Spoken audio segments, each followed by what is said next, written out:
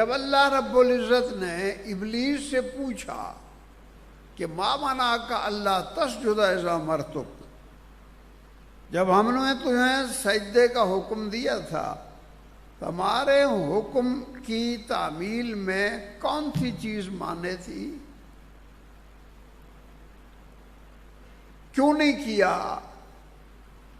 تو جو بات ابلیس نے کہی وہی آج بھی کہی جا رہی ہے۔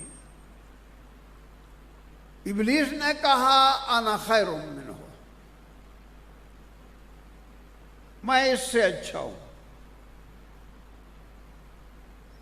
اب صحیح صورت یہ تھی کہ ان کو حکم ہوتا وہ مجھے سجدہ کرتے، آگے دلیل بھی دی ہے، انا خیر منہ خلقتنی من نار وخلقتہ من طین، میری فضیلت یہ ہے کہ آپ نے مجھے آگ سے پیدا کیا اور آدم علیہ السلام کو مٹی سے پیدا کیا، وہ مفضول ہے میں فاضل ہوں، تو آپ کا حکم مصلحت کے خلاف ہے۔ ہونا تو یہ چاہیے تھا کہ آپ ان کو حکم دیتے مجھے سجدہ کرتا، آپ نے مجھے کہا اس کو سجدہ کرو۔ پہلا اعتراض اسی نے کیا ہے۔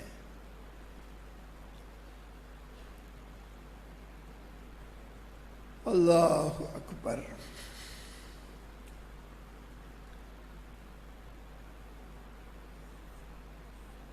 دروشی پڑھ لیجیے ذرا۔